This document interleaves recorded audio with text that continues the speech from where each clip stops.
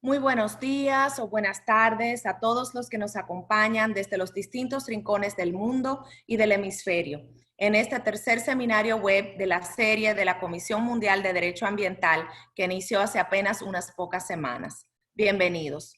Soy Claudia de Wind, integrante de la directiva de la Comisión Mundial de Derecho Ambiental, o WCL por sus siglas en inglés, de la Unión Internacional para la Conservación de la Naturaleza, UICN, entre otros varios sombreros que de vez en cuando me cambio.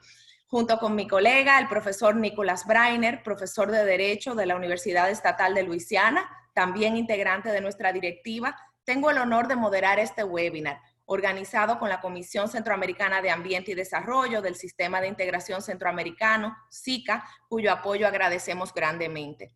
Nos sentimos privilegiados de que hayan elegido tomar tiempo de sus ajetreadas vidas y de la cuarentena para pasar la próxima hora y media con nosotros, ya sea desde la sala, su espacio de trabajo o con los niños corriendo por la casa o en educación a distancia. Como en mi caso, no se sorprendan si es que de vez en cuando, en cualquier momento pasa alguien a saludar por aquí. En fin, estamos muy agradecidos de que sean parte de esta comunidad y de este diálogo. Esperamos que ustedes, sus familias, colegas y comunidades estén seguros y en salud en este difícil momento. Antes de iniciar la sesión, quisiera cubrir algunos aspectos preliminares y sobre la comisión, para lo que le voy a dar la palabra a mi colega, el profesor Nicholas Breiner. Nick.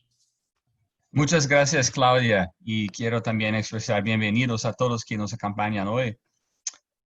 Como Claudia dijo, voy a hablar un poco sobre algunos aspectos preliminares sobre la Comisión. La Comisión Mundial de Derecho Ambiental es una red de expertos voluntarios en derecho y política ambiental de todas las regiones del mundo que ofrecen sus conocimientos y servicios voluntariamente a las actividades de la UICN y más allá. Aquí quisiéramos aprovechar para reconocer al ministro Antonio Benjamín, el presidente de la comisión, y a la profesora Denise Antolini por su liderazgo y guía a los más de 1,200 miembros de la comisión, muchos de los cuales nos acompañan hoy en este seminario, que tiene más de 200 personas registradas de todas las regiones del mundo, con interés en el español y en la región de las Américas. Aquellos que no sean miembros de la comisión, les invitamos a explorar la posibilidad de unirse a la comisión visitando nuestro sitio web, que tiene noticias, recursos, conexiones y solicitud de membresía. Como muchos de ustedes saben, la comisión había planificado el segundo Congreso Mundial de Derecho Ambiental con nuestros socios en Río de Janeiro, Brasil, para los días 23 al 27 de marzo pasados. Desafortunadamente, debido a la pandemia global COVID-19, como muchas otras organizaciones de todo el mundo, por razones de la salud decidimos posponer el Congreso. Asimismo, debido a la pandemia, la UICN también ha pospuesto el Congreso Mundial de Conservación en Marsella hasta enero de 2021. Bajo este escenario, en el interim, tenemos mucho que hacer, mucho que pensar, así como muchas oportunidades de recuperación para la naturaleza y para prepararnos para un futuro resiliente y preparar nuestras sociedades cuando empiezan a abrir nuevamente para ser más resilientes, más dedicadas a la preservación del medio ambiente. En estos momentos de desaliento y dificultad, siempre surge una oportunidad, y del suspenso del Congreso Mundial, porque hemos esperado 4 años, surgió una idea positiva que ha sido más que bien acogida, que es la creación de esta nueva serie de seminarios web de WCL como una manera de involucrar a nuestra membresía en estos debates actuales sobre el derecho ambiental y compartir la experiencia que hay entre nuestros miembros y socios para seguir avanzando al Estado de Derecho Ambiental y las políticas públicas en dirección conjunta. Esto es aún más urgente ahora en el marco de la pandemia mundial, cuando estamos justamente en el ojo de la tormenta, pero aún faltan algunas ráfagas de la tormenta por venir que requieren de prevención con enfoques holísticos y integrales basados en la solidaridad y también en el Estado de Derecho. Tenemos 2 seminarios web más programados en estas próximas semanas con panelistas de muy alto nivel, aunque por supuesto tenemos algo de sesgo en favor de nuestro encuentro hoy. Pedimos que estén atentos también a los anuncios, ya que en los próximos también serán de mucho interés. Por ejemplo, en la próxima semana siguiente, en el día 5 de junio, moderado por la profesora Cristina Voigt, presidente del grupo de especialistas sobre cambio climático. Este seminario en la próxima semana tratará los litigios climáticos emergentes. Ahora paso a Claudia, que nos compartirá algunas formalidades antes de pasar a la acción. Bien, muchas gracias, Nick. Aunque muchos de ustedes han participado con mayor o menor frecuencia en seminarios web y conocen bien las funciones, algunos quizás no tanto. Estas reuniones virtuales son una parte fundamental del futuro mundo profesional que llegó algo rápido, por lo que nos ofrecen una oportunidad de aprender y de innovar.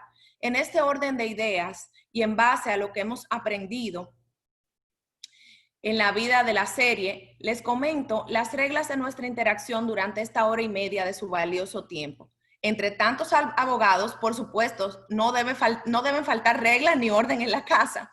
Si tiene alguna pregunta para los moderadores o panelistas durante el webinar, escríbala en el cuadro de preguntas y respuestas. Ese cuadro se encuentra en la parte inferior de la pantalla. Puede escribir preguntas en cualquier momento durante el seminario web. Las preguntas solo serán visibles a los moderadores y al panelistas, no a los participantes, que sí podrán ver las preguntas que podamos responder durante el webinar.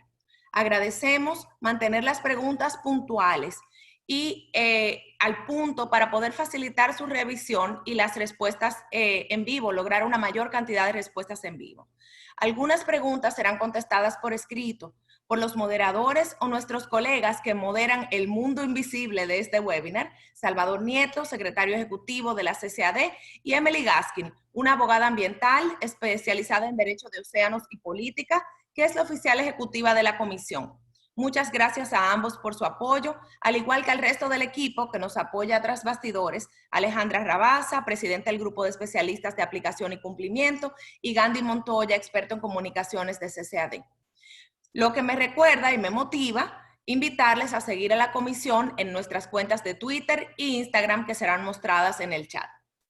Este seminario web está siendo grabado como parte de nuestra serie de publicaciones para difusión.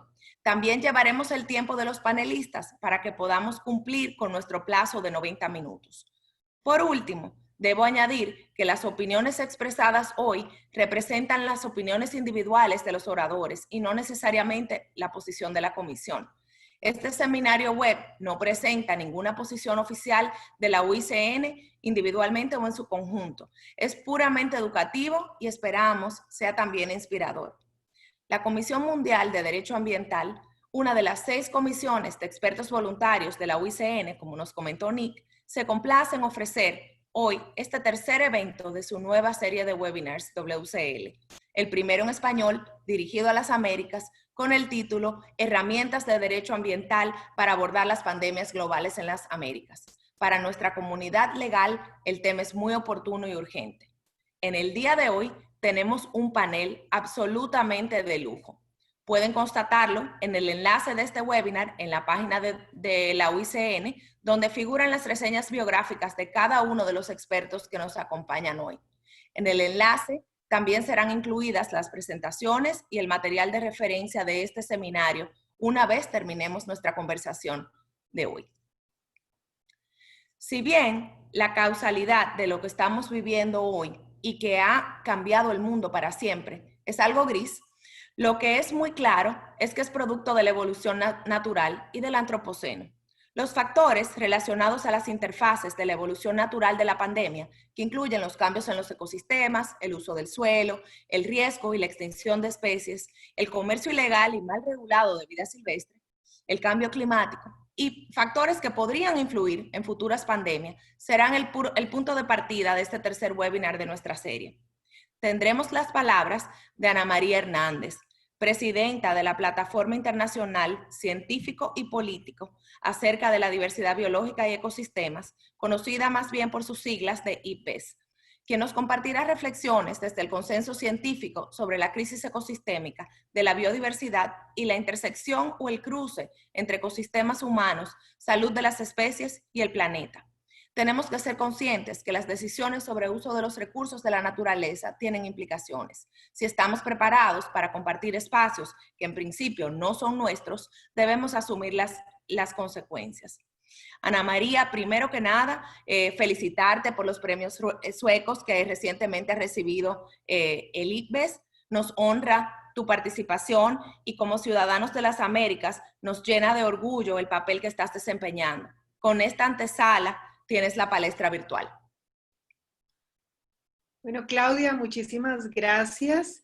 Y en primer lugar quisiera iniciar mi intervención agradeciendo claro, a la Comisión Mundial de Derecho Ambiental de la OICN por esta invitación y dar un saludo cordial a quienes están presentes en esta transmisión. Ahora, en primer lugar, y mientras están poniendo en pantalla mi presentación, que además es muy sencilla, quisiera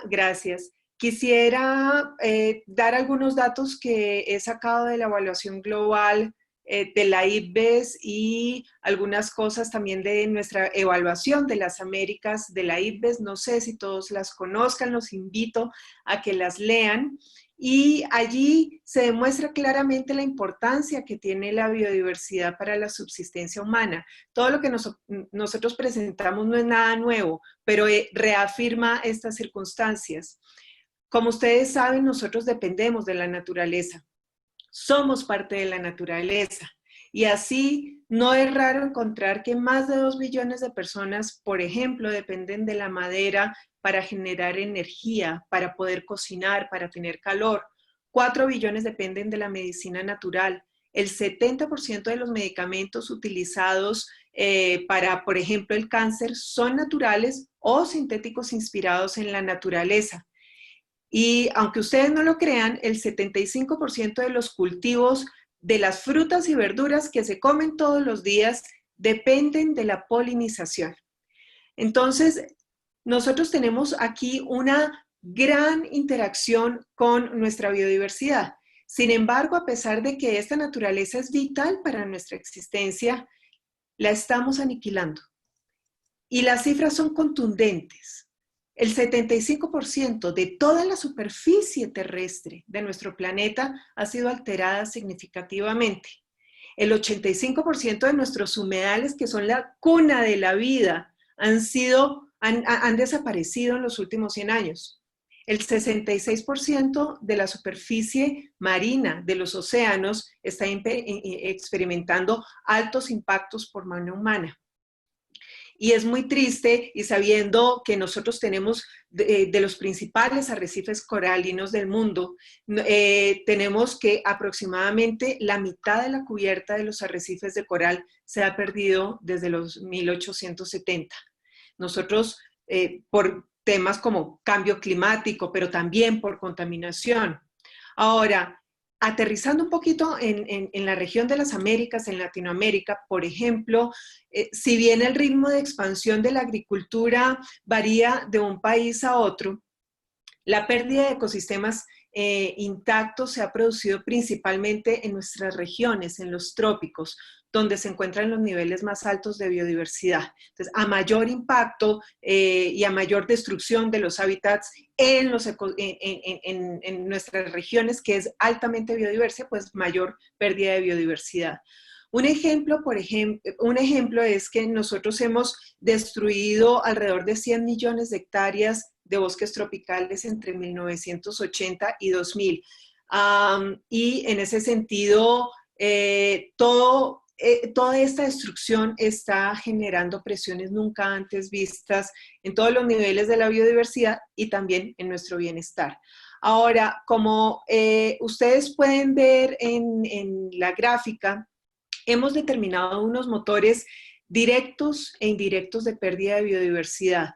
En términos de los impulsores directos, las transformaciones de los territorios, incluyendo la deforestación, el uso irresponsable e indiscriminado de la biodiversidad, la contaminación, el cambio climático, la introducción de especies invasoras, son los 5 motores principales que generan los mayores impactos a todos los niveles de la biodiversidad. Eso incluye la pérdida irreversible de ecosistemas estratégicos que en el caso de nuestras regiones son, por ejemplo, páramos y humedales, la extinción acelerada de especies. En nuestra evaluación global estábamos señalando que alrededor de 1 millón de especies de las 8 identificadas, de los 8 millones identificados, estaban en peligro inminente de extinción. Y esto pues puede exacerbar cambios que redundan directa e indirectamente en nuestro bienestar. Detrás de cada motor directo o de esos impulsores indirectos están, y ustedes lo pueden ver ahí en gris,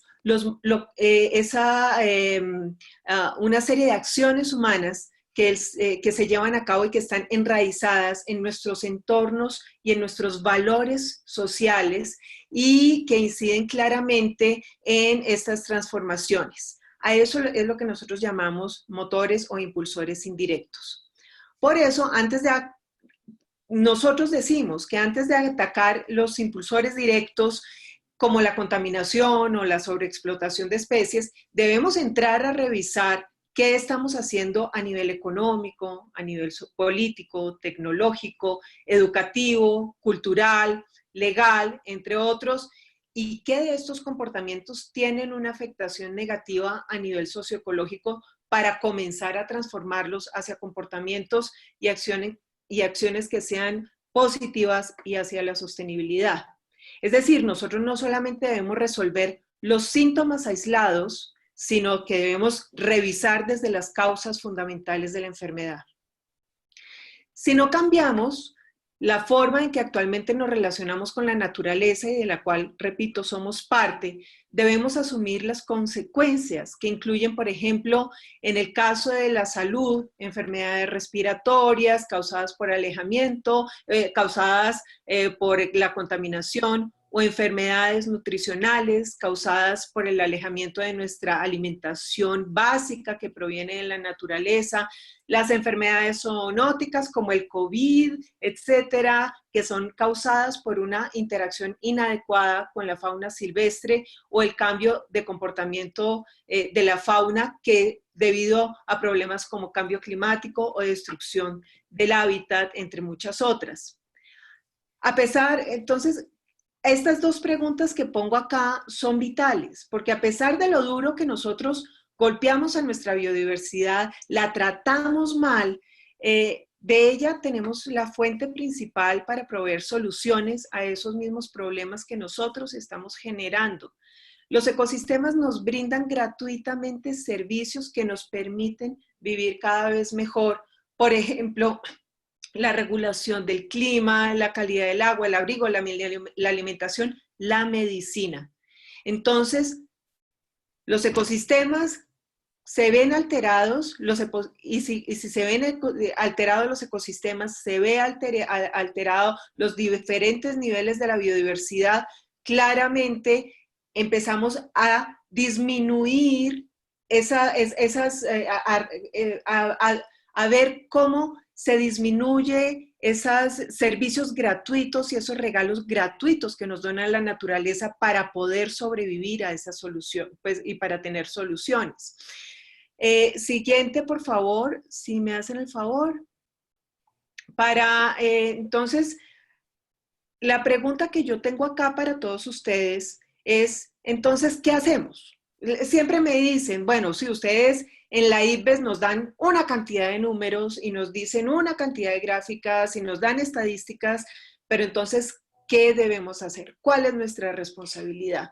Y yo creo inicialmente que debemos entender dónde estamos ubicados, que somos naturaleza. Pero desde la ciencia, por ejemplo, estamos obligados a generar información, datos y conocimientos adecuados y pertinentes y además basados en evidencia sólida que permitan tomar decisiones que protejan nuestra naturaleza. Pero desde la toma de decisiones políticas también estamos obligados a ejercer una buena gobernanza que garantice el bienestar humano basados en un equilibrio entre lo social, lo económico y lo ambiental. Y el llamado a transformaciones contundentes justamente es el centro de las acciones que todos debemos llevar a cabo. En ese sentido, y ahí ustedes pueden ver en la gráfica, la IPBES hace ese llamado a los cambios contundentes o lo que llamamos cambios transformativos. Nosotros lo definimos como una reorganización fundamental de todo el sistema que abarca factores tecnológicos, económicos y sociales, incluidos paradigmas, objetivos y valores. Eso, a la final, ¿qué significa? Significa detenerse a pensar sobre el impacto de las transformaciones que todos los días llevamos a cabo en nuestro entorno, atrevernos a salir del status quo y cambiar comportamientos destructivos para tornarlos en procesos positivos. Ahora bien, esto es un cambio a todo nivel y la realidad es que en ese sentido los cambios son enormemente diversos, varían en intensidad según culturas, sociedades y circunstancias. Son posibles dependiendo de las herramientas que generemos dentro de nuestra sociedad, pero básicamente se dan gracias a la voluntad humana de cambio. Es un ejercicio de aterrizar, no solamente el gobierno es el culpable, no solamente el sector público o el privado es el culpable, no solamente al nivel nacional somos culpables o inocentes. Desde todos los niveles, desde lo más personal e individual hasta lo colectivo a nivel internacional, debemos hacer educaciones para el cambio. Y es una responsabilidad compartida entre todos. Por eso, para apalancar un verdadero futuro sostenible, cualquier acción debe estar basada, 1, en voluntad, 2, cooperación y 3, en respeto. Y siguiente, por favor, para terminar, la última reflexión sobre cambios transformativos es que no se trata de altruismo ni es que es bonito tener el verde nuevamente y que el verde no se nos desaparezca. Es básicamente una inversión vital si queremos seguir sobreviviendo. Se necesita cooperar para el cambio, se necesita educación innovadora, lenguaje claro por parte de los científicos y opciones de escenarios futuros que den señas claras hacia dónde queremos que nos movernos. Pero sobre todas las cosas, repito, se necesita voluntad política. Una buena gobernanza eficaz en guiar las acciones de los gobernantes hacia la comunidad para solucionar problemas y generar bienestar, claramente debe incluir herramientas de conservación y uso sostenible de biodiversidad y servicios ecosistémicos y por lo tanto es indispensable. Una gobernanza que no incluye de manera balanceada la parte económica, social y ecológica, pues básicamente no es responsable con los gobernados ni con los territorios sobre se ejerce. Y nosotros somos parte y coautores de una gobernanza cada vez mejor para nuestro planeta y nuestra sociedad. Los invito a que no nos quedemos en el status quo, a que basado en la evidencia, a que basado en el trabajo riguroso que hacen desde el entorno legal, generen herramientas para que podamos tener un mundo mejor. Muchísimas gracias a todos. Muchísimas gracias, Ana María, por esa elocuente presentación y por compartir con nosotros esa certeza que da la ciencia. La ciencia definitivamente es capaz de cambiar convicciones y esto es una cuestión de la relación entre el ser humano y el planeta, y esa labor que ustedes han hecho en IPBES ha sido maravillosa porque realmente han puesto en las manos de quienes tienen que manejar esa información científica y de la manera que la tienen que manejar para que ese cambio transformador pueda darse.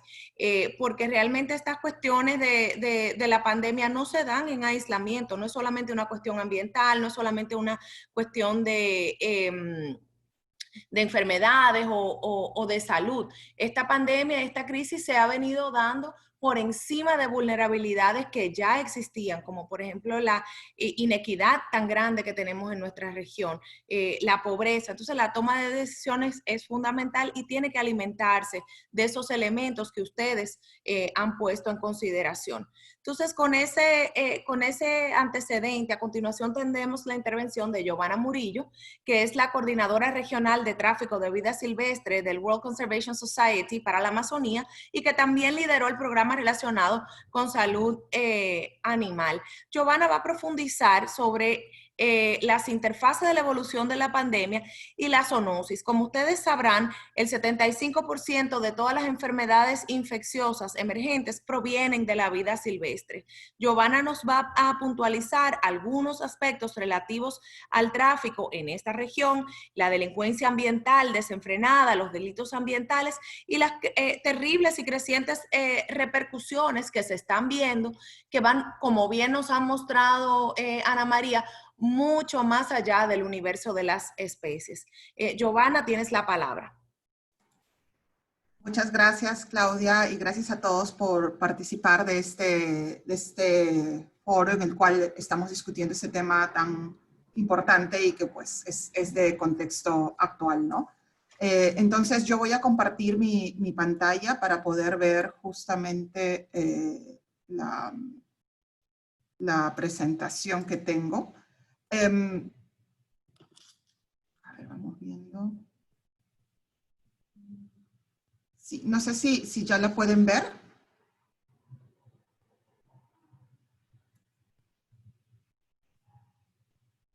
No, ahora sí, ya bien. Ya, perfecto. Listo.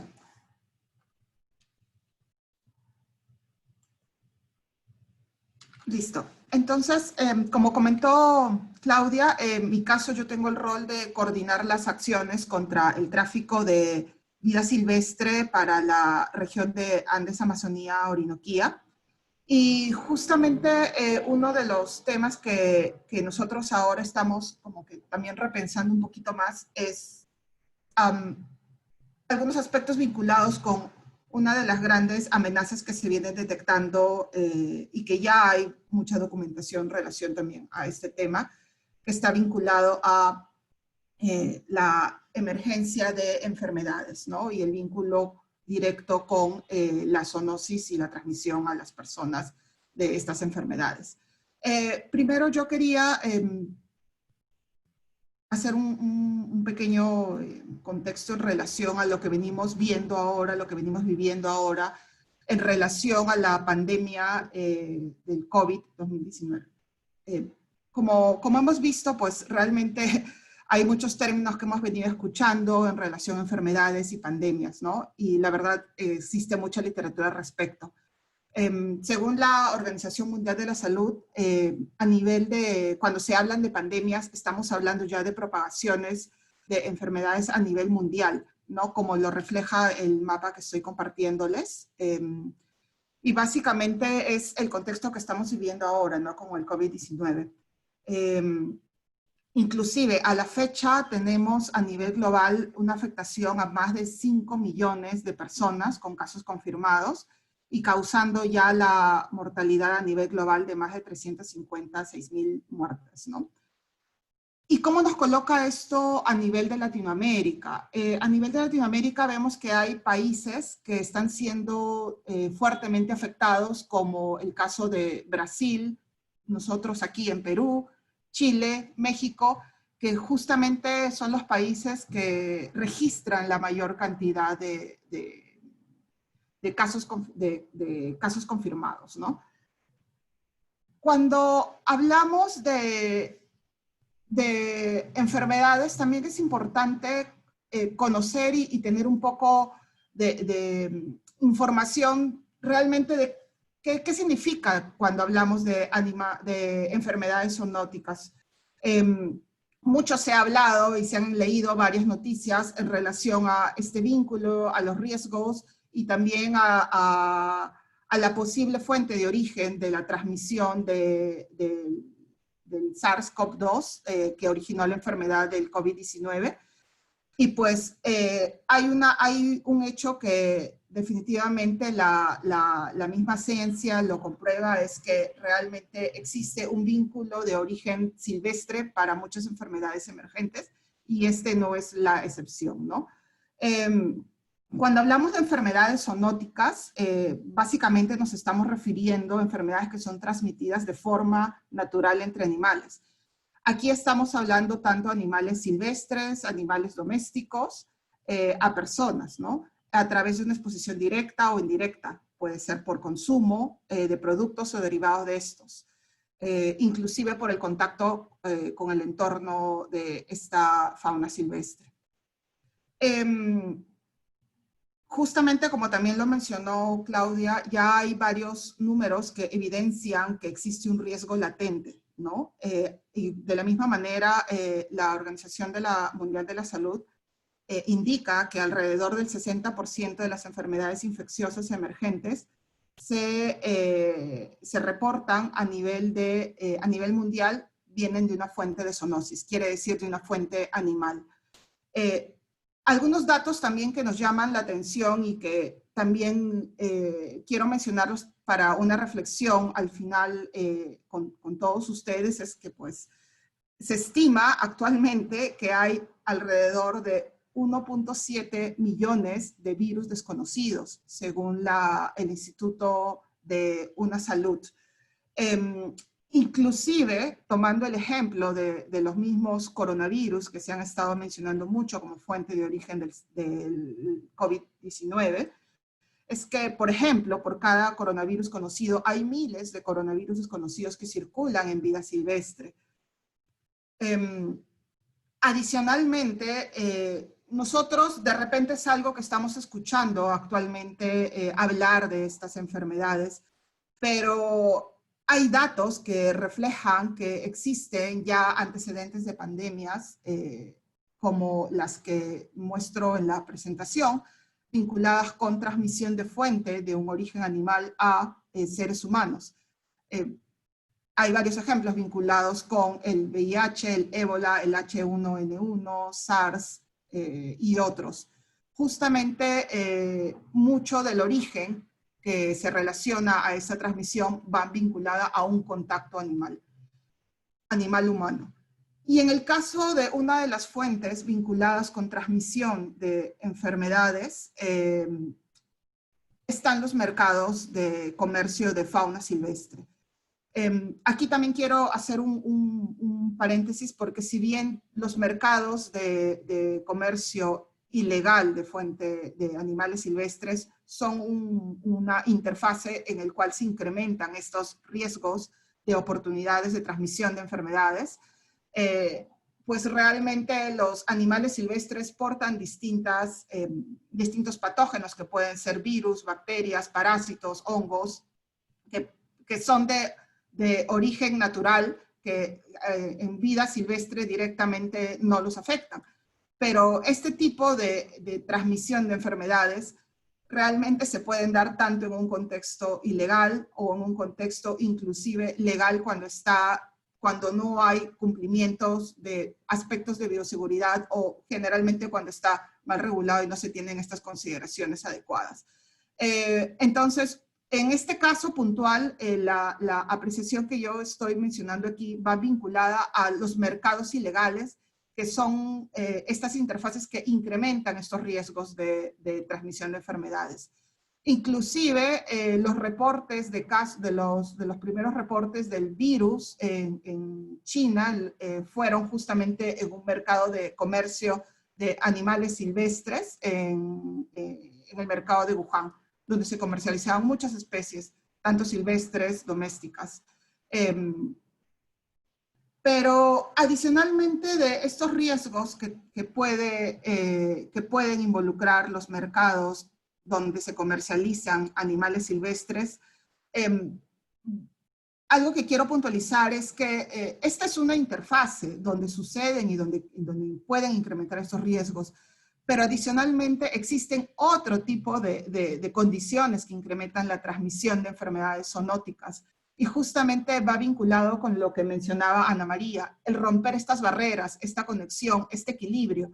que puede ir desde un entorno silvestre hasta un entorno urbano, donde generalmente son motivadas por actividades antrópicas desarrolladas por las personas, ¿no? Que van relacionadas con destrucción de hábitat, deforestación, introducción de especies invasoras, degradación de bosques, y una de estas pues está vinculada con el comercio ilegal de especies.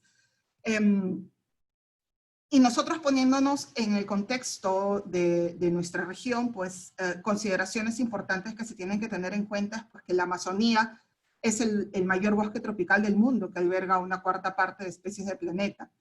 Y muchas de ellas están en peligro de extinción o son altamente vulnerables a distintas especies humanas, a distintas actividades producidas por las personas, por los seres humanos, ¿no?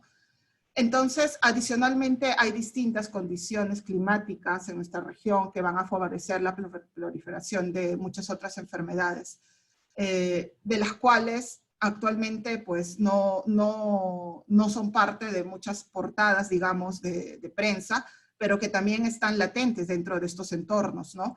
Como el dengue, la chikungunya, el Zika, la fiebre amarilla, enfermedad de Chagas y otras, ¿no? Ese tipo de rompimiento de las barreras y del equilibrio natural que se encuentran en estos espacios silvestres también pueden romper estas dinámicas naturales entre agentes infecciosos, hospederos, reservorios, afectando justamente este equilibrio y puede verse en emergencia de enfermedades. Un concepto que que seguramente también han escuchado y que cada vez está tomando, y esperamos también que tome más fuerza, es el concepto de una salud. Justamente este es un nuevo concepto, es un concepto que se está promoviendo a nivel mundial y que lo que busca es destacar la estrecha relación que existe entre la salud humana, los animales y el ecosistema. Y lo importante de esto es que es evidente que no necesariamente tiene que ser una aproximación o la aproximación del enfoque de una salud a nivel de una sola institución, sino a nivel de varios sectores para poder trabajar justamente estas acciones de prevención y reducción de los riesgos. Solamente para mencionarles, este es un concepto estratégico que ha sido reconocido formalmente por la Organización Mundial de la Salud, la Organización Mundial de Sanidad Animal, la OIE, la Comisión Europea, distintos institutos de investigación, algunas organizaciones de sociedad civil, la academia y otros. A nivel ya para poner un poco el contexto de reflexión, ¿qué necesitamos hacer? Sabemos que existe un riesgo, sabemos que además del daño que causa el tráfico de especies silvestres a la economía, a la pérdida de especies, a inclusive los medios de vida, los medios de subsistencia de muchas comunidades, es importante reconocer que también hay un riesgo directo a la salud pública. Lo estamos viviendo ahora, estamos viendo que el origen de animales, el origen de este virus justamente vino de una fuente silvestre. Entonces, lo que nosotros pedimos directamente para la reflexión es que se busquen reforzar los esfuerzos para combatir una de estas interfaces vinculadas con el comercio ilegal de especies silvestres, tanto dentro de los países como a través de las fronteras. Adicionalmente, trabajar para cambiar distintos comportamientos peligrosos de consumo de vida silvestre, especialmente en las ciudades. Sabemos que existen distintos usos y demanda de animales silvestres, tanto para comercios ilegales de mascotas, usos y productos también para ornamento, algunos también utilizados con otros fines de consumo. Entonces hay un factor adicional que se tiene que trabajar que está vinculado con la reducción de demanda y adicionalmente con aplicación correcta de los marcos normativos que regulan el tema tanto legal y atacan el problema ilegal. Y pues como ya lo mencioné, promover enfoques holísticos de aproximaciones bajo una salud. Muchas gracias. Muchas gracias, Giovanna, por esa presentación que, bueno, primero destaca algo muy importante que ya ha sido mencionado en nuestra conversación de esta mañana, y es que todo va al asunto del cambio de comportamiento que se necesita, y precisamente ese es el fin del derecho ambiental, cambiar el comportamiento humano para lograr un mejor resultado ambiental. Y por otro lado, me parece muy interesante lo que has comentado. Ha habido mucho debate sobre los mercados, sobre qué son, qué no son. Y yo creo que aquí no se trata totalmente de prohibir, porque como mencionaba antes, todas estas cuestiones se dan por encima de otras vulnerabilidades que ya tenemos, sobre todo en este hemisferio. Y ahora, tras la pandemia, ¿verdad? Hay un impacto económico considerable. Entonces, lo que hay que buscar es balance y manejo del riesgo de una manera integral, de una manera holística, con un enfoque de gobernanza. Nos encontramos justo en la intersección que nos ha llevado el cambio ambiental, estamos ante un desafío de seguridad y en un desafío para el Estado de Derecho, para enfrentar todas estas amenazas. Yo creo que es importante lo que has destacado, que también nos mencionó Ana María, sobre el declive que sigue la naturaleza, que sigue promoviendo esa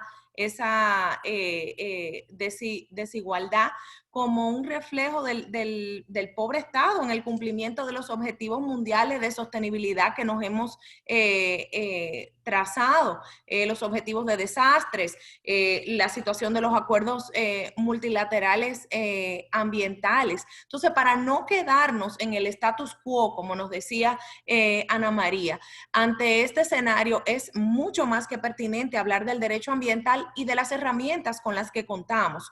El derecho ambiental, por otro lado, en principio es el estudio de la sociedad en riesgo, de los hechos de la ciencia, de la comprensión, de los límites, de los problemas socioambientales actuales y de uno como este que tiene tantas aristas. Entonces yo creo que estamos en un momento crítico de que el derecho ambiental reaccione ante una sociedad en riesgo, generando soluciones nuevas a las urgentes demandas sociales que tenemos de una manera integral y holística. Entonces, en ese orden de ideas, ahora vamos a tener las palabras de un gran jurista y admirado colega, miembro de esta comisión, y que ha destacado hasta muy recientemente el concepto del Estado de Derecho y su importancia ante la crisis en la que nos encontramos. Realmente no hay suficiente tiempo para yo hacer la presentación que el ministro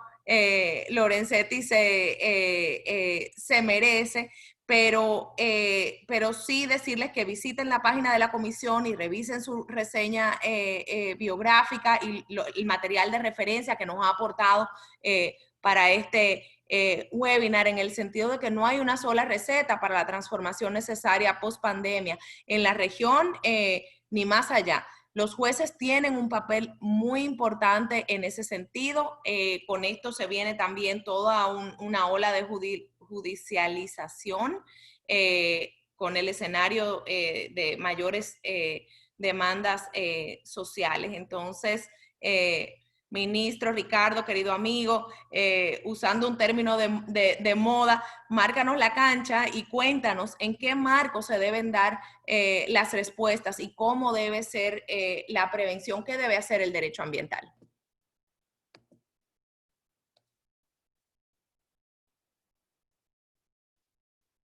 ¿Se escucha bien?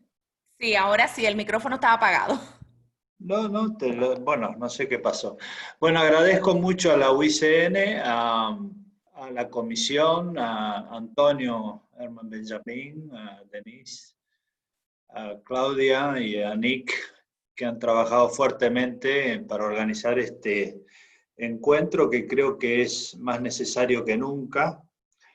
Debemos hacerlo permanentemente. Quiero mandar un saludo a todos los que nos están escuchando y participar con ustedes con una reflexión sobre de qué manera nosotros podemos ayudar en un momento de tanto dolor, de tanta tristeza a nivel mundial.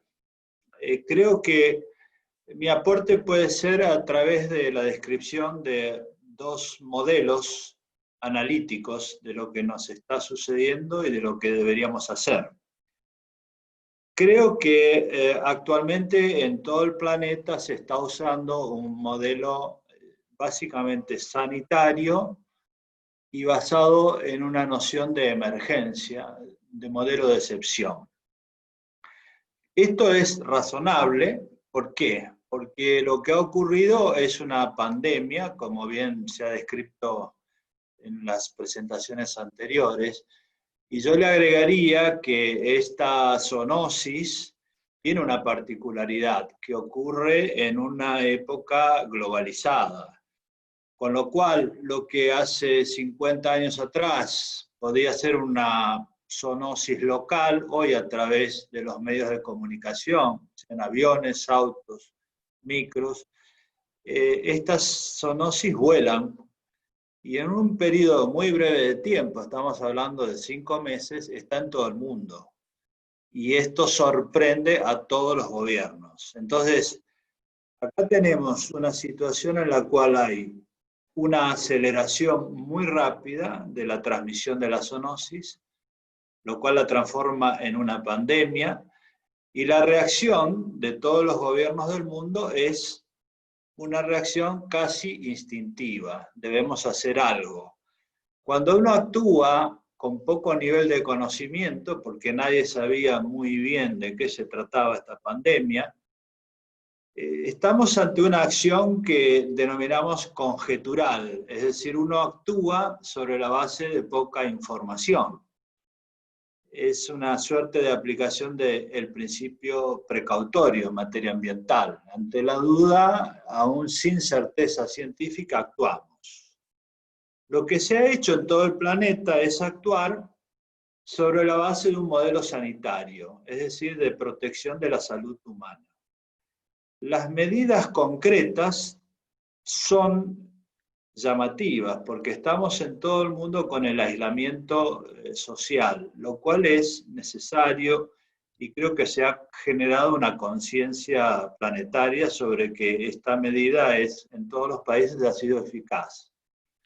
Lo que nos debe llamar la atención es que es una medida que se aplicaba en el medioevo, es decir, típicamente medieval cuando había una pandemia, y la estamos aplicando en una época que es el siglo XXI, con un gran desarrollo tecnológico y científico, lo cual demuestra que frente a los hechos de la naturaleza estamos realmente indefensos. Esta soberbia tecnológica acá está puesta en duda.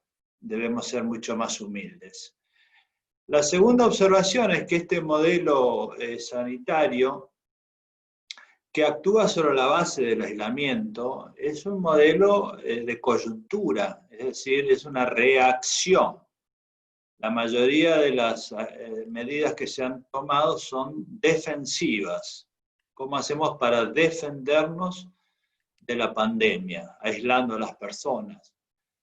El punto es que es la primera vez en muchos años que la humanidad tiene conciencia del costo que tiene una crisis ambiental o pandémica, porque se ha paralizado la economía mundial y se ha paralizado la actividad humana a nivel global. El hecho de que nosotros tengamos hoy más de 3.000 millones de personas aisladas, de que no nos podamos ver físicamente, de que se hayan paralizado los aviones, los vehículos, la actividad económica, es algo que no ha ocurrido nunca en la época de la globalización. Entonces esto también es un elemento clave a considerar. Si nosotros decimos que la medida esta es para proteger a las personas, es coyuntural, es global, paraliza la actividad económica, y yo le agregaría un elemento más, que es qué tipo de emociones genera esto. Básicamente es el miedo. Todos actuamos por el miedo.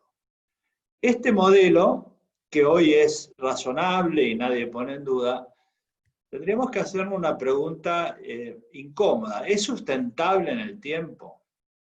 ¿Qué ocurre si el año que viene, luego de que todos liberemos este año las medidas, qué ocurre si el año que viene hay otra pandemia? Como recién se explicaba, hay muchísimos virus. Si hay otra pandemia, o si hay un colapso ambiental, como puede ocurrir, que puede tener efectos similares o más graves que una pandemia, porque hemos tenido ya incendios masivos, inundaciones, puede haber cualquier tipo de colapsos ambientales que pueden obligar a actuar de nuevo masivamente. ¿Estarán dispuestos los gobiernos a una nueva cuarentena? ¿La soportará la población? ¿Se paralizará de nuevo la actividad económica? ¿Infundiremos de nuevo el miedo? ¿Se podrá caer en el autoritarismo? Entonces, esta es una pregunta clave. La medida actual, el modelo analítico actual es bueno, pero no es sustentable en el futuro. ¿Qué sostenemos? Lo que hemos trabajado en materia ambiental. Bueno, hay un enfoque ambiental, que es el Estado de Derecho Ambiental. La idea no es incompatible con lo que está sucediendo ahora, pero sí pensamos que hay que trabajar para el futuro. Entonces, el modelo ambiental del Estado de Derecho Ambiental lo que dice es básicamente lo siguiente. Primero, nosotros no podemos tener una actitud defensiva, sino proactiva. La actitud proactiva significa fortalecer la resiliencia de la naturaleza para evitar que no se repitan estas catástrofes, porque básicamente cuando uno lo analiza y se pone desde el punto de vista de la naturaleza, diría, bueno, si ustedes los humanos no se pusieron de acuerdo durante 30 años en tomar medidas globales para evitar mi deterioro, entonces yo lo hago. Para muchos que están en la teoría de los sistemas, esta pandemia y este deterioro de la frontera entre la enfermedad animal y humana es una corrección sistémica, es un punto donde la naturaleza como sistema corrige y provoca catástrofes. Entonces, la solución no es solo defensiva, tiene que ser proactiva. Por eso decimos que la salud humana está inescindiblemente unida a la salud de la naturaleza, y por eso sostenemos, como se decía recién, la idea de una sola salud.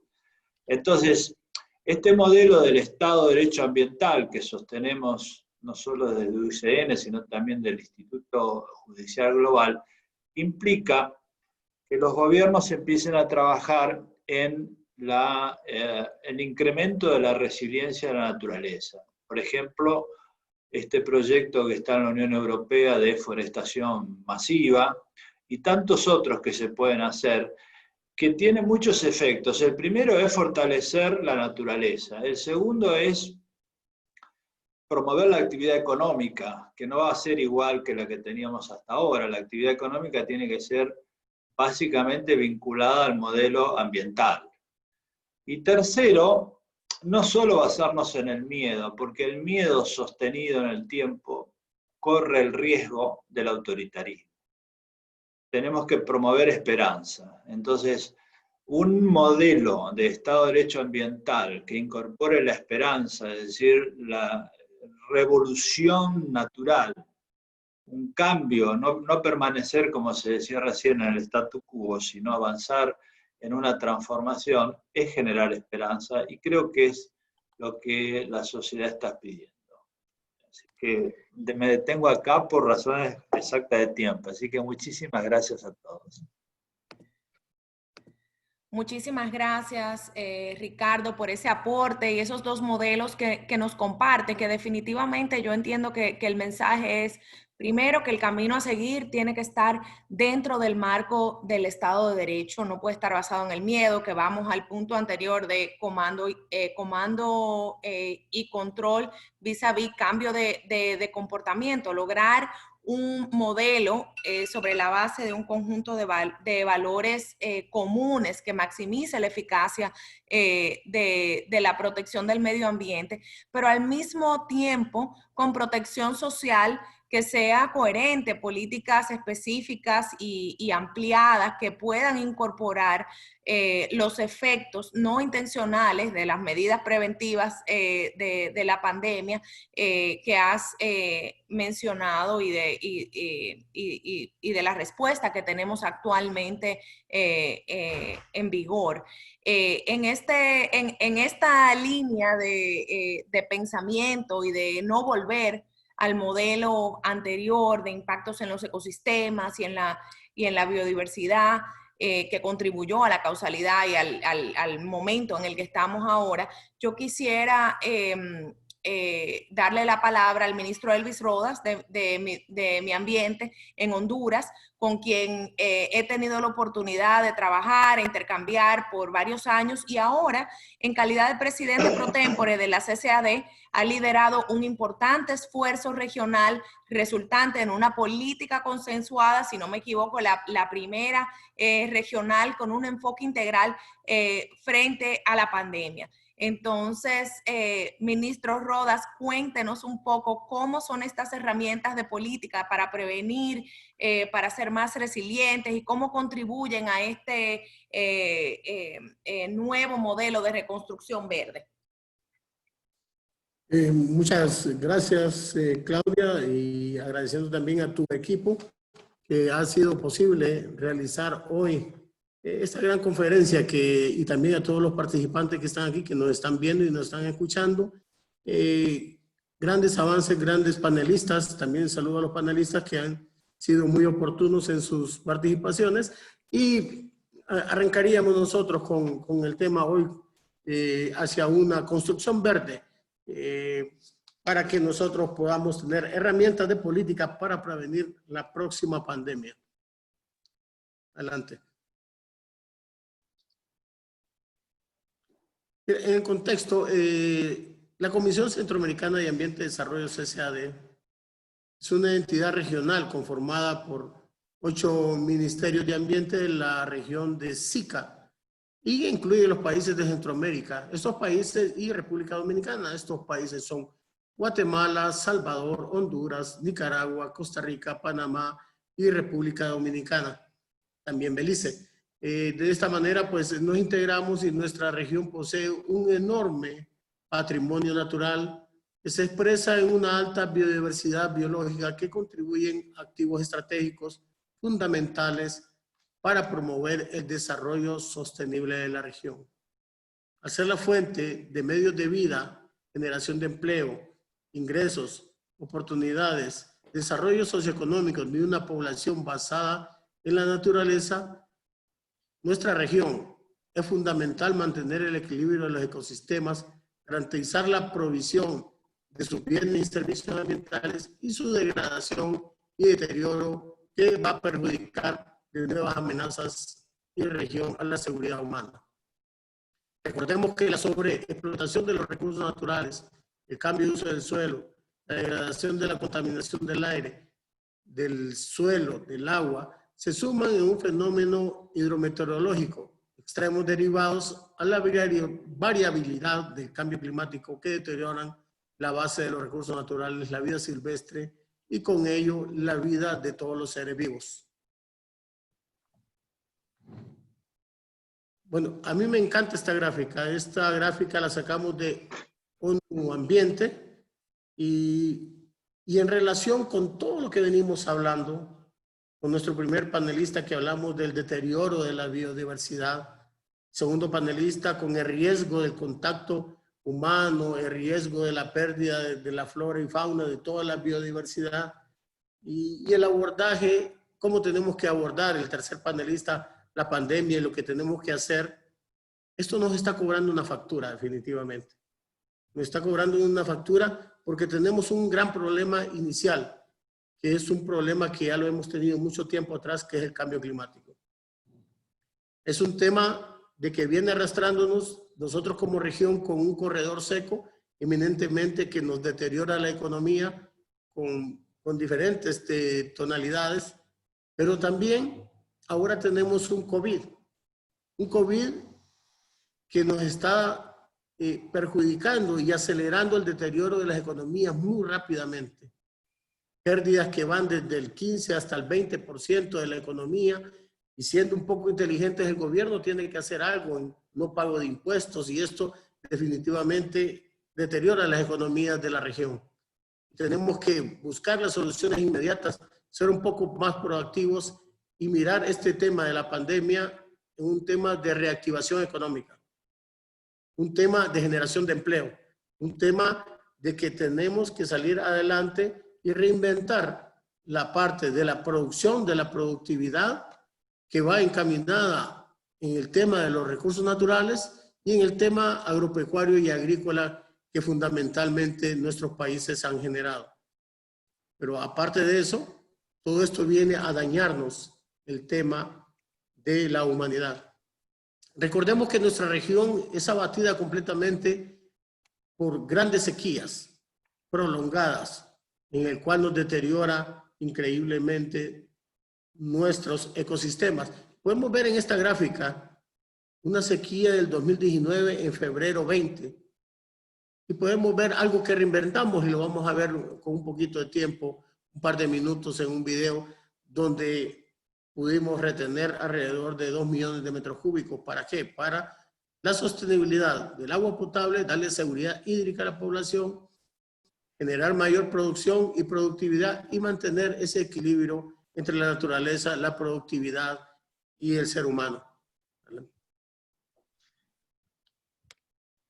Entonces tenemos dos escenarios. Un escenario con una sequía eminente que viene a dañar la producción y la productividad. En el caso de Honduras nos daña alrededor de 5 millones todos los años. O también una cantidad de plagas y enfermedades que ese es uno de los temas de que tenemos que abordar, que la falta de investigación, controles biológicos de la roya del café, de la broca del café, de la parte que nosotros perdimos 600,000 hectáreas por un gorgojo que nos afectó el pino, pero tenemos muy poca investigación al respecto de esto para usar controles biológicos y hacer uso menor de los pesticidas que también dañan nuestro medio ambiente. Y creo que por ahí también tenemos que ir trabajando en el tema de la segunda panelista, en el tema del deterioro del contacto de la biodiversidad, y el primer panelista cuando nos habló de la biodiversidad y su deterioro. Hay menores rendimientos definitivamente de nuestra producción y productividad, y esto nos deteriora definitivamente nuestra economía. Entonces, ¿qué debemos de reinventar? Reinventar diferentes tipos, el cambio de uso del suelo, la quema de bosques forestales. Perdemos alrededor de 134 millones solamente en quema de bosque en Honduras. 27,000 hectáreas son quemadas todos los años. Y esto abanda de una cantidad de CO2 emitido al medio ambiente, del pollution de nuestro aire contaminado. Y esto viene a darnos enfermedades respiratorias, entrelazándose y contribuyendo hasta que ahora tenemos un COVID que nos está dañando las economías de nuestros países, y simple y sencillamente la prevención que tuvimos y el aislamiento social no ha sido contundente, porque simple y sencillamente lavarnos las manos, mantener ese nivel de higiene es una de las partes de la mayor contaminación que hemos tenido. Las grandes inundaciones, o tenemos sequía eminente o inundaciones demasiado fuertes. Eso es lo que está pasando en nuestra región. Grandes inundaciones que también nos dañan nuestra parte agropecuaria, cultivos y también la misma generación de actividades para generar empleo. Más aunado con esta pandemia, sabemos que tenemos que contrarrestar ese cambio climático, vivir más fuertemente apegado a nuestra naturaleza. Y recordemos, acabamos de pasar 2 fechas muy importantes. El 22 de mayo, el Día de la Biodiversidad, y ahora nos afrontamos ya cerca el Día de los Recursos Naturales, este 5 de junio. Y creo que tenemos que ponernos a pensar y tener la parte ambiental y fortalecerla en cada uno de nuestros países. Y es por ello que la región tomó y dictó que esa problemática de la pandemia tenemos que reinventar las economías con nuestros cooperantes, con los gobiernos integrados, porque como región tuvimos también la declaratoria sobre el tema del COVID a nivel regional, que fue la primera declaratoria hecha, así como también de los incendios forestales. Nosotros como región queremos avanzar y queremos ser, así como lo es a nivel mundial en el tema de energía, ¿verdad? Que es la única región que tiene un sistema de integración de energía regional. También nosotros en la parte de ambiente estaremos también integrándonos completamente. Es necesario fortalecer el respeto y el manejo adecuado de la biodiversidad biológica, los recursos naturales, áreas silvestres protegidas, para reducir las amenazas de riesgo de la humanidad derivadas al uso y aprovechamiento irresponsable de la biodiversidad, vida silvestre y los recursos naturales. Se debe conservar la fauna, la vida silvestre, aplicando las normas y controles necesarios, como le hemos escuchado a los diferentes panelistas, incluyendo acuerdos multilaterales en la materia suscritos y ratificados, por lo que todos los países miembros de la CCAD lo estamos haciendo y estamos en ese son. Fortalecer estrategias, planes de acción en la prevención y control de incendios forestales, como lo mencioné, la mitigación ante el efecto del cambio climático y la seguridad humana, la gestión ambiental de los programas nacionales y regionales en materia de gestión deben identificar acciones que nos vayan a ayudar a la protección de la población, contribuyendo a las políticas nacionales de contención del virus y reducción de todos los riesgos. De esta manera nosotros tenemos que reinventarnos, tenemos que saber de que después de esta problemática existente podemos hacer cosas diferenciadas. Tenemos que producción con inequidad. Hay un montón de negocios que tienen que abrirse también en la parte ambiental y eso tenemos que focalizar y reorientar también la forma de que nosotros, esto cambió definitivamente nuestra forma de vida, la forma de producción, de productividad y en ese sentido tenemos que ir cambiando, tener la mentalidad de protección de los recursos naturales, generación de empleo y sobre todo la protección humana. En el enfoque territorial debemos de promover las acciones locales, territoriales, de los programas ambientales nacionales y regionales para promover la generación de ingresos, recuperación de empleos y en constancia a la sostenibilidad ambiental. Esto es un tema de construcción de diques y lo traigo aquí, lo vamos a ver luego en un video, pero avanzaremos. La parte de multiculturalidad, tenemos que ser inclusivos, la parte de etnias, afrodescendientes y todos tenemos que estar muy entrelazados porque son los que también nos ayudan a proteger los ecosistemas naturales de nuestra región. Recordemos que, como lo mencionó la primer panelista, todo viene a través de la penicilina, nació a través de la biodiversidad nuestra. Entonces tenemos que proteger esa biodiversidad que tenemos que proteger nuestras zonas naturales y también tener una economía en base a la naturaleza. La parte de la respuesta de la pandemia, los compromisos multilaterales, los objetivos del desarrollo sostenible a cumplirlos al 2030, todas las convenciones que han sido derivadas de Río, acuerdos de París, así como los esfuerzos regionales plasmados, y con algunos socios como UICN, que hoy nos ha invitado, y otros socios también de que nos contribuyen a mejorar en nuestro medio ambiente. Y no hay que tener duda, un desarrollo sostenible de los programas de fortalecimiento, recuperación de la economía de la región promoverá la pasada emergencia. Necesitarán de una articulación de gestión ambiental para garantizar la sostenibilidad y una integralidad de la problemática vigente de la desigualdad social, contaminación, degradación y, como lo dije inicialmente, la crisis climática nos está pasando la factura por un mal uso de nuestros recursos naturales. Hay elementos de política para la reconstrucción, los empleos verdes, la situación actual de la oportunidad de reactivar la economía generando puestos de trabajo decentes que tomen consideraciones más vulnerables, acompañar a la forma eficiente y efectiva de la región de procesos de investigación sectoriales que deriven al proceso de recuperación económica con el propósito de garantizar la sostenibilidad, mitigación de impactos ambientales y fomentar la resiliencia promoviendo una forma de una agenda verde de recuperación de la región. La cooperación internacional nos hace un llamado para que realmente nosotros podamos estar todos contribuyendo en la región que contribuyan a la reconstrucción de un post-COVID-19. Y para ir finalizando, nuestras soluciones definitivamente están en la naturaleza.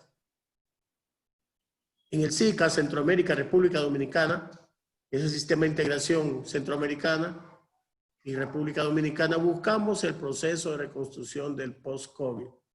Las soluciones que se implementen sean orientadas a mantener ecosistemas íntegros, a conectarlos en un lugar de fragmentos y resultarlos en un lugar para no seguirlos degradando. Hemos tenido pláticas con todos los cooperantes y estamos apuntando en una economía diferente y hacer las cosas diferentes de ahora en adelante. Por mi parte, muchas gracias. Tal vez podemos ver el video de lo que nosotros hicimos en una zona deteriorada por años y en menos de dos meses pudimos hacer esto. Adelante.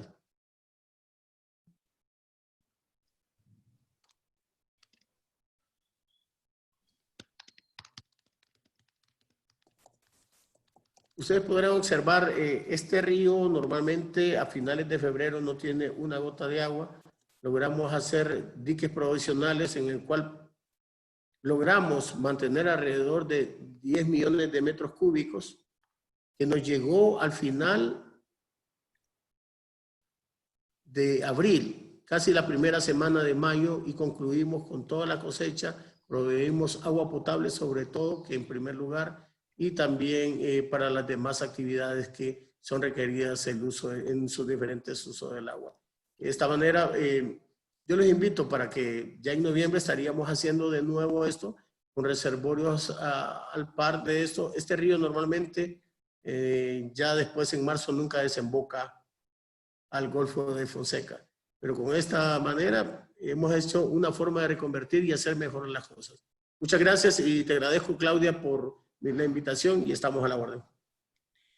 Muchísimas gracias, ministro, por su contribución a este debate que claramente ilustra el desafío ético de nuestro tiempo en el que estamos hoy. Yo creo que yo destaco de lo que nos ha compartido que la respuesta a la pandemia y la preparación para lo que venga después tiene que ser una decisión coherente, no opcional, y desde el nivel nacional hasta el regional y el nivel mundial. Yo creo que con su accionar, CCAD nos ha dado un ejemplo a todos de coherencia y coordinación y trabajo consensuado.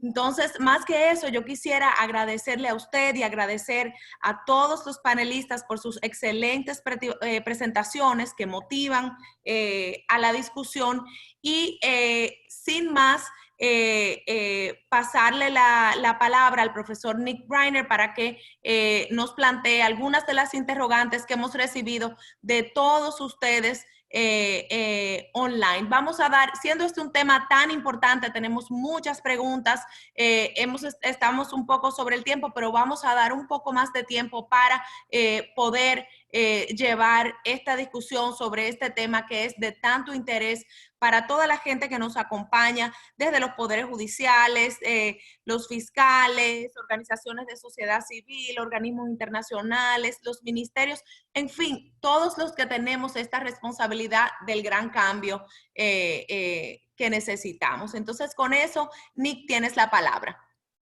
Gracias, Claudia, y también agradezco a todos los panelistas. Felicitaciones por las presentaciones muy interesantes.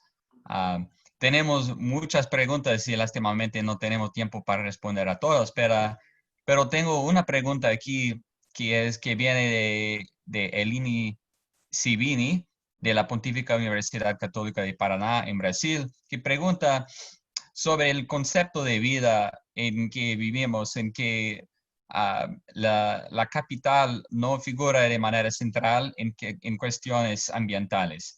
vemos en esta pandemia que está siendo transformado en una cuestión esencialmente económica. La respuesta a la pandemia está siendo debatida de maneras económicas, pero en la verdad estamos diante de cuestiones ecosistémicas, como habló el ministro Lorenzetti y otros panelistas también. Entonces, esta pregunta es un poco direccionada primeramente a Ana María Hernández, pero para todos, ¿cuál es la ruta de conectar lo que tiene el conocimiento científico, el conocimiento sobre la salud relacionado a las enfermedades zoonóticas y las políticas relacionadas al medio ambiente? ¿Cuál es la ruta de conectar el conocimiento que tenemos sobre las amenazas a las especies, a los ecosistemas y una respuesta más adecuada de legislación, una respuesta de políticas públicas y leyes? Todas pueden responder, pero tal vez en la orden en que hablaron. Vamos a comenzar con Ana María Hernández. Okay, muchísimas gracias por la pregunta y muchísimas gracias, bom dia, también para você, Lynn, y para todos los que están haciendo las preguntas. Efectivamente, en primer lugar, tenemos que tener en cuenta que esos cambios para que podamos llegar y cruzar ese puente, como lo dices tú, de la ciencia a la toma de decisiones que pasa inclusive por la toma de decisiones judiciales, tiene que estar apalancada primero por conocimiento, pero también por el entendimiento que tenemos que cambiar temas como la economía, que efectivamente alteran nuestro comportamiento de patrones de producción y consumo. Por ejemplo, tenemos que definir desde lo legal, y quiero centrarme ahí pues por los temas de este webinar, legalmente, efectivamente, hacia dónde queremos que vaya la sociedad en la toma de decisiones. Y eso es muy importante porque a veces desde la política estamos abriendo demasiados espacios y son los jueces los que terminan a través de las sentencias definiendo esos espacios que deberían ser apropiados por la política. Y muchas veces, actualmente, se está tomando en cuenta la ciencia para abordar esas discusiones desde los estrados judiciales, pero todavía no hay una respuesta desde la sociedad política, es decir, desde la sociedad que toma decisiones día a día, para tomar en cuenta los conocimientos científicos. Yo creo, y lo había dicho en mi intervención, que tal vez es que desde la ciencia el lenguaje no es el adecuado, de repente sí es el adecuado, o quizá es que la evidencia que nos muestra que hay que cambiar de una manera tan rotunda hace que la voluntad de ese cambio no sea tan contundente en cuanto que todos tenemos que tomar decisiones que nos van a afectar. Afecta nuestro bolsillo, afecta nuestro estilo de vida. Entonces es difícil establecer esa, digamos, esa ruta porque somos humanos y los humanos detestamos que nos desacomoden. Si estamos dispuestos a desacomodarnos para seguir adelante y para un futuro mejor, la ruta está mucho más concreta y bueno, ya son decisiones que cada uno de nosotros como individuos y como sociedad debemos tomar, pero desde la legislación también debemos aprender a guiar un poco esa toma de decisiones sociales. Gracias. Gracias. Me gustaría oír la respuesta de los otros panelistas si quieren responder.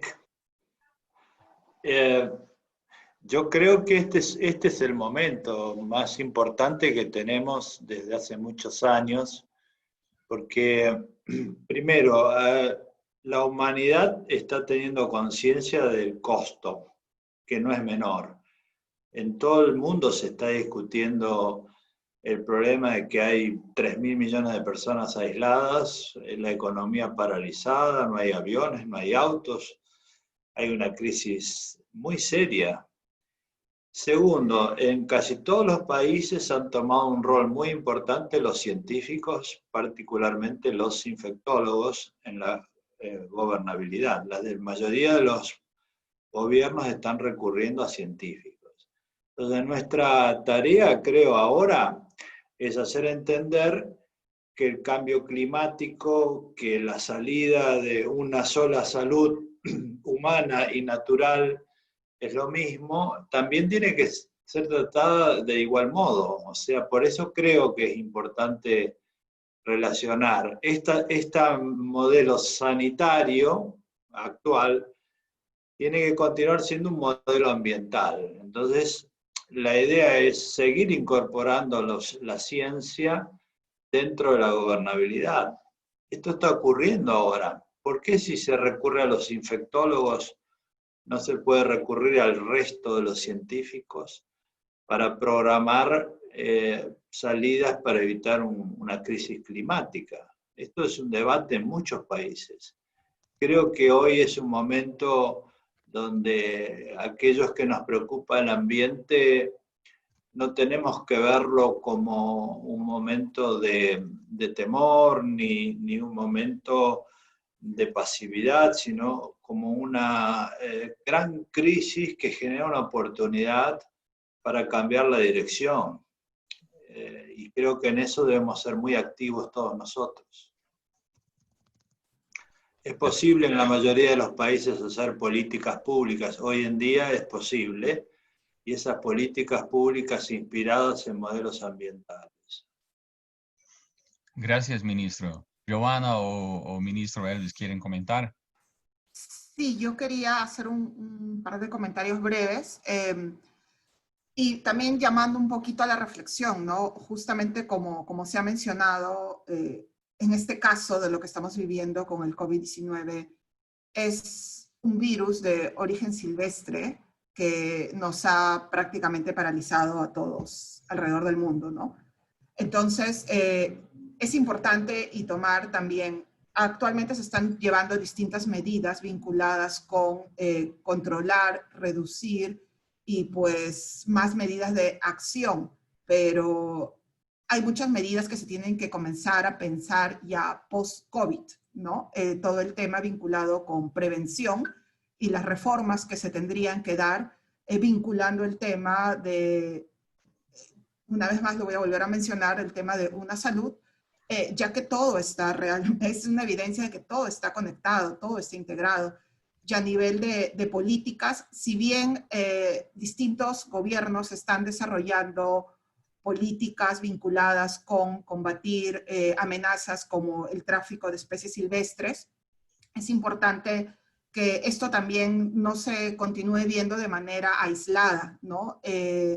Vemos que en muchos sectores, cuando se habla del tema de delitos ambientales, el mismo hecho de separarlos, ¿no? El tema forestal, el tema de fauna, se tiene una aproximación separada, ¿no? Entonces, es necesario comenzar a tener estas aproximaciones de manera integral, incluyendo aspectos de manejo que incluyen incorporación de planes de bioseguridad, desarrollo de planes de vigilancia como parte ya de políticas nacionales para tener justamente estas herramientas y la información disponible que es necesaria para la toma de decisiones y no solamente viendo esta amenaza vinculada con tráfico de especies, sino de todos los cambios que ya se han mencionado, toda la afectación al medio ambiente. Algo tan simple como los mismos estudios de impacto ambiental, que pueden ser, además de las evaluaciones directamente biológicas que se hagan en campo, pues un componente de qué es lo que pasa si es que hago estos cambios, tanto con aspectos de nuevas carreteras, infraestructura, nuevas inversiones, qué pasa con ese entorno, con la vida silvestre que se encuentra ahí, qué cambios van a pasar, va a haber un desequilibrio cuando se coloquen este tipo de nuevas, no sé, inversiones, cambios que se vayan a dar en esas zonas. Entonces, básicamente yo creo que es momento también de pensar qué es lo que viene después del COVID, ¿no? El post-COVID, todo el tema de prevención y vigilancia. Bueno, por mi parte, Claudia, mira, en el nivel de investigación sabemos de que vamos a tardar entre 1 año o 2 años en tener una vacuna. Y la selección natural tiene también que hacer su trabajo, ¿verdad? Pero mientras tanto tenemos que reactivar la economía. Entonces tenemos que reinsertarnos también las economías a trabajar.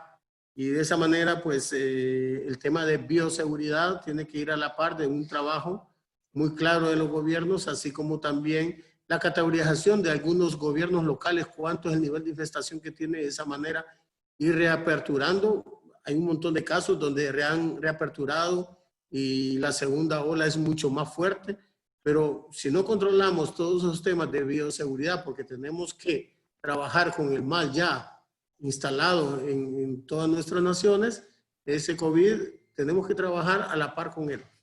Y eso es de la parte de bioseguridad, reinvertirnos y también tener mucho trabajo de campo en sitio. La agricultura no tiene que pararse.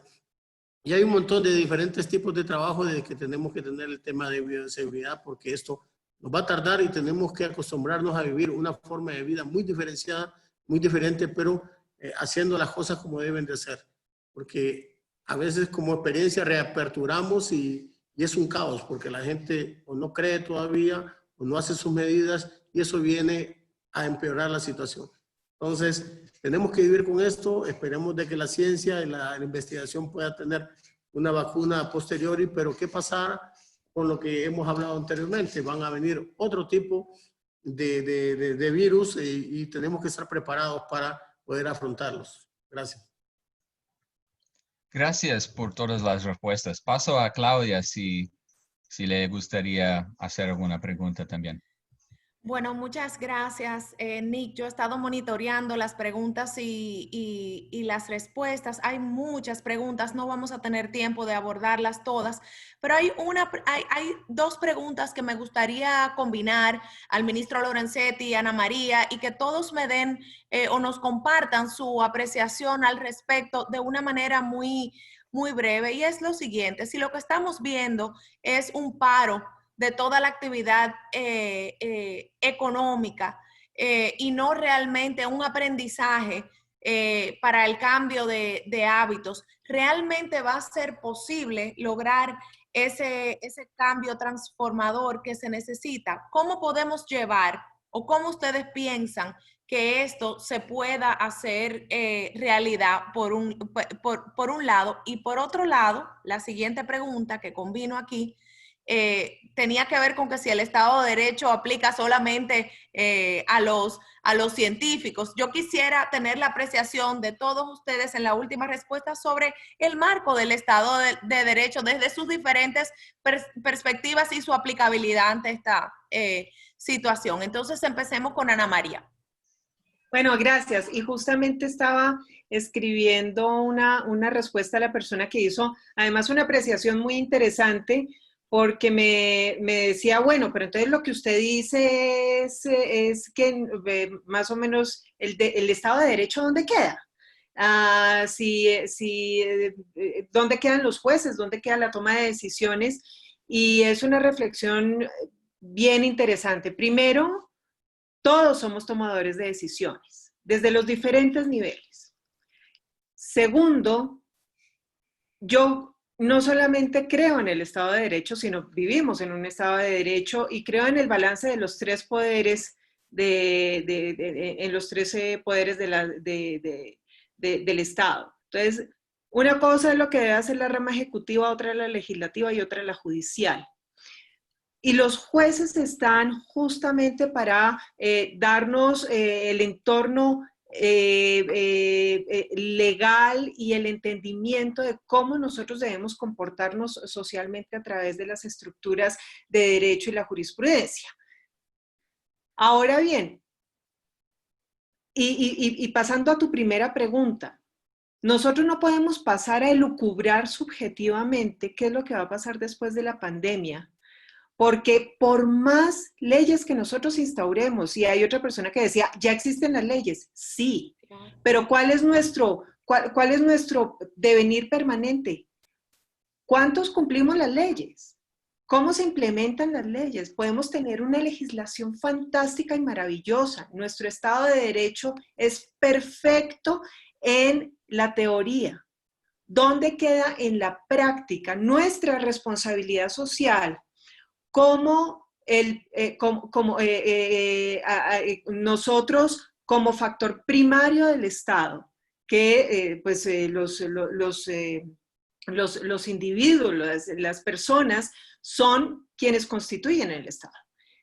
Nuestra responsabilidad no está clara. Entonces, si no estamos claros como sociedad en cuál es nuestra responsabilidad hacia adelante y le dejamos la carga a que sean los que hacen las leyes, lo que regulan las políticas para que nos digan qué hacer, pues básicamente no veo que haya un cambio sustantivo después de la pandemia. Si nosotros socialmente aprendemos a dar un cambio sustantivo en nuestro comportamiento y en nuestros algunos valores sociales que tenemos distorsionados para creernos, y alguien utilizó una palabra fantástica hoy, para creernos soberbios y pensar que somos los dueños, que podemos acabar con el planeta. Entonces, básicamente no vamos a poder avanzar. Pero yo confío que somos inteligentes y yo confío que el ser humano por eso se destaca y que en esa reflexión vamos a poder hacer un cambio transformativo. Pero, repito, no es por obligación, tiene que ser algo que viene del cambio comportamental humano. O sea, no obligación, sino convicción. Y yo comparto eso totalmente. Giovanna. Exacto. Sí, quiero seguir la misma línea de lo que está mencionando justo Ana María. Creo que aquí hay algo que de alguna manera tiene que suceder, ¿no? Y como lo mencionas también, Claudia, el tema de convicción, ¿no? Tiene que haber un cambio de comportamiento a nivel de sociedad, entender y dejar de vernos aislados digamos, de lo que está sucediendo. Todos formamos parte de este equilibrio del entorno. Hay una conexión con la salud humana, la salud animal, la salud ecosistémica. Entonces, creo que ese tipo de aprendizaje tiene que comenzar a ser entendido por cada uno de nosotros, ¿no? Y adicionalmente viene todo lo que se ha estado mencionando en relación de políticas y de comenzar a trabajar los temas de manera más integrada, ¿no? Comenzar a sentar en la mesa a sectores que van involucrados con temas de economía, con temas de salud, con temas de seguridad, con temas inclusive de inversiones, ¿no? Con todo el tema de producción. Entonces, creo que es importante también tener esta apertura desde los mismos sectores políticos y no solamente buscar que a nivel de sociedad, pues, busquemos este cambio, ¿no? Sino yo creo que es a nivel de todo, a todo nivel, ¿no? De manera general. Gracias, Giovanna. Ministro Lorenzetti, ¿se puede? Sí, por supuesto. Yo creo que hay varios temas acá. Desde el punto de vista operativo, recién se decía, tomamos decisiones. Bueno, creo que tenemos que tomar las decisiones y este es un momento particularmente adecuado. Por ejemplo, hay transformaciones institucionales que se pueden hacer. Una de ellas es crear agencias donde participen no solo los que están encargados del área política, sino también científica o judiciales que programen el mediano plazo. Estas agencias son importantes porque yo creo que ha sido una gran enseñanza este coronavirus, que faltó prestar atención a muchas alertas que existían. También la flexibilidad institucional, es decir, nosotros tenemos que modificar la toma de decisiones porque muchísimos problemas se agravaron por la burocracia estatal. Es decir, el Estado está pensado en términos de hace 200 años y no para reacciones inmediatas y rápidas. Entonces, creo que la descentralización de las decisiones en comunidades más pequeñas es otra reforma institucional clave.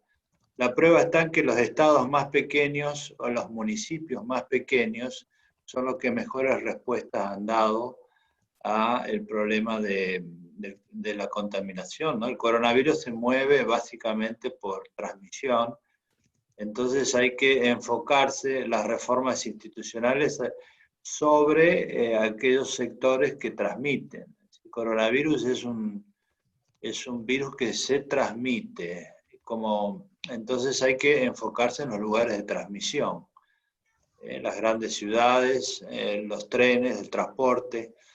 Yo creo que hay varias reformas institucionales que hoy no tenemos tiempo de desarrollar, pero creo que podríamos hacer tal vez un webinar sobre reformas institucionales concretas. El otro tema me parece que es importante es el del Estado de Derecho ambiental, que nosotros trabajamos, varios de los que están aquí hace bastante tiempo, e invitarlos a aquellos que son jueces a participar del Instituto Judicial Global Ambiental, que trabaja este tema. El Estado de Derecho ambiental tiene como proyecto integrar las cuestiones ambientales al Estado de Derecho, y ahí tenemos mucho trabajo realizado.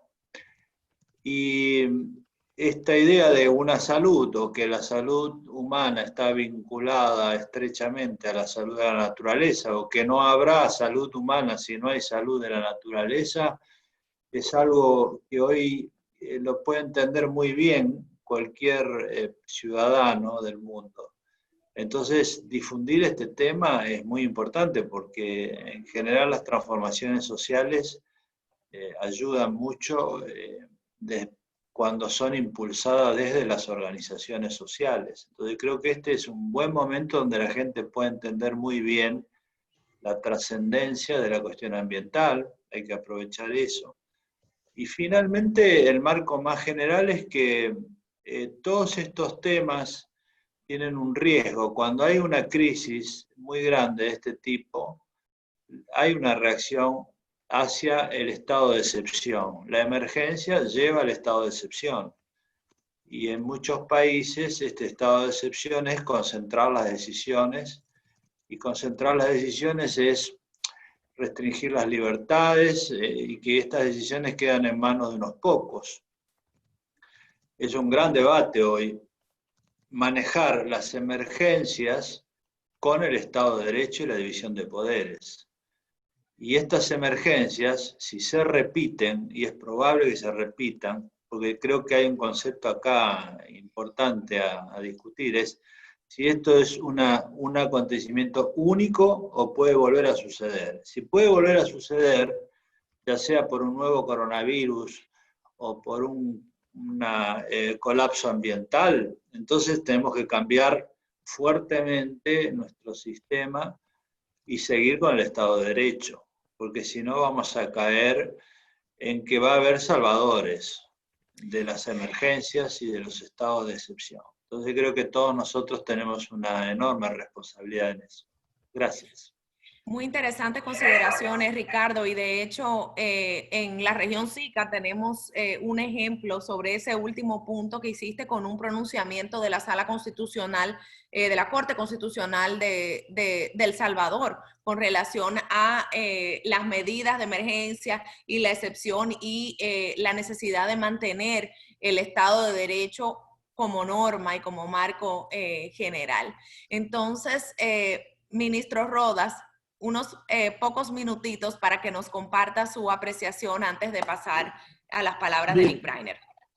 Bien, mira, puedes poner miles de restricciones, puedes hacer miles de leyes, pero si tu conducta no cambia, en mi caso yo estoy en primera línea frente a este tema, pero si yo no cambio esa conducta ya estuviera infestado. Entonces, cuando a ti te restringen el libre circulamiento, la libre circulación, que vas a ir a un supermercado tal día, que vas a ir a una farmacia tal día, y no estás a gusto, dejas de hacer lo que tienes que hacer en un cambio de conducta real.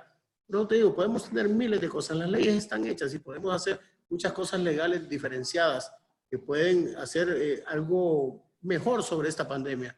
Pero como lo dijo Ana María, Giovanna, si tú no cambias tu conciencia, tu modo de pensar, esto va a seguir siendo un caos.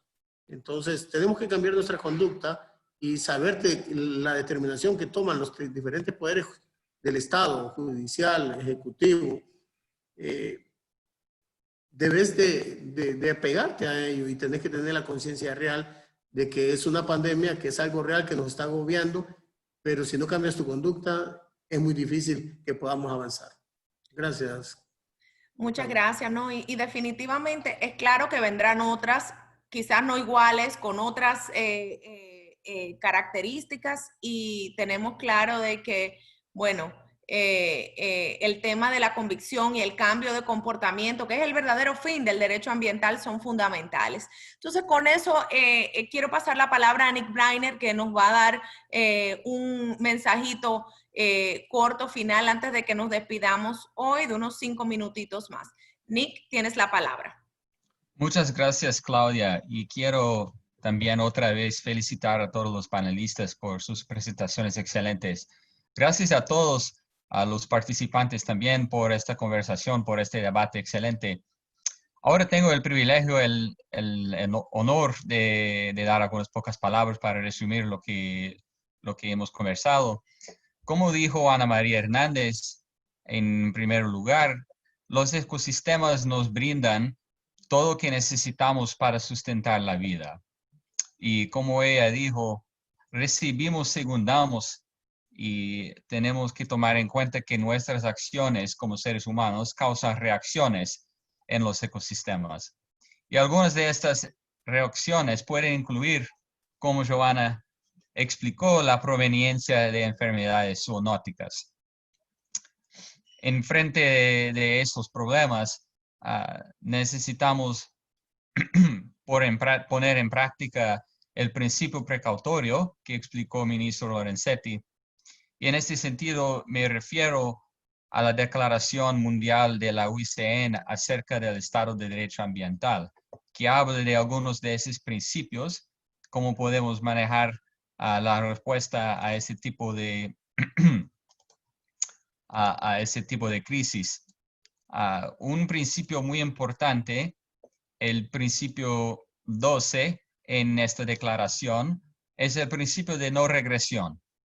Cuando empezamos a salir de estas crisis de COVID-19, no nos podemos olvidar la importancia de mantener el Estado de Derecho Ambiental. Vemos que en muchos países me preocupa muchísimo que algunos actores están usando la crisis como disculpa para evitar sus responsabilidades, sus obligaciones, para evitar o parar el monitoreo o el cumplimiento con el derecho ambiental. Surge otra vez la argumentación en muchos lugares que la economía es más importante que el ambiente en este momento, sin entender, sin comprender que los dos están conectados, están integrados totalmente. Entonces, me refiero a este principio que dice que los estados no deberán emprender o permitir la realización de acciones que tengan por efecto disminuir la protección jurídica del medio ambiente o el acceso a la justicia ambiental. Es un principio importantísimo cuando salimos de la paralización económica en que estamos sufriendo ahora. Y me lembro también las palabras del ministro Rodas, que no podemos nos olvidar de preparar durante esta crisis también para enfrentar las crisis mayores del cambio climático, de los efectos del cambio climático que ya estamos experimentando y ya estamos pasando ahora, y que serán muy graves en el futuro también si no tomamos las acciones necesitadas. Entonces, con eso, agradezco otra vez la participación de todos. Creo que son mensajes importantes para nosotros en llevar algunas acciones que podemos hacer en nuestros propios países, en nuestros propios círculos de influencia. paso ahora a Claudia para concluir.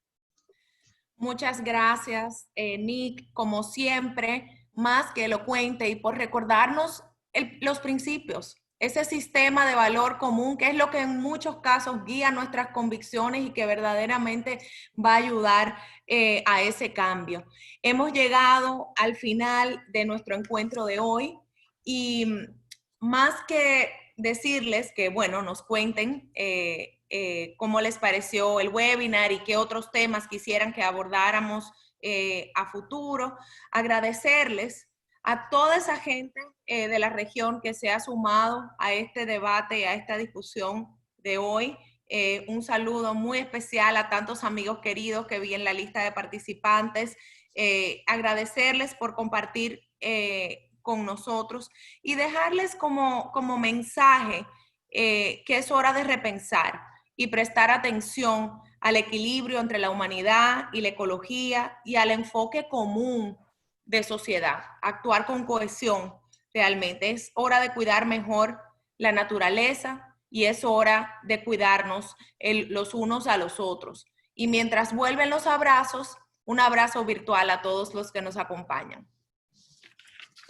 Gracias, Claudia. Un abrazo para todos. Chao. Muchísimas Claudia, gracias y un Nick. abrazo cordial. Gracias, ministro Lorenzetti, Giovanna y Ana. Un gusto y un placer. Gracias. Un gusto. Gracias.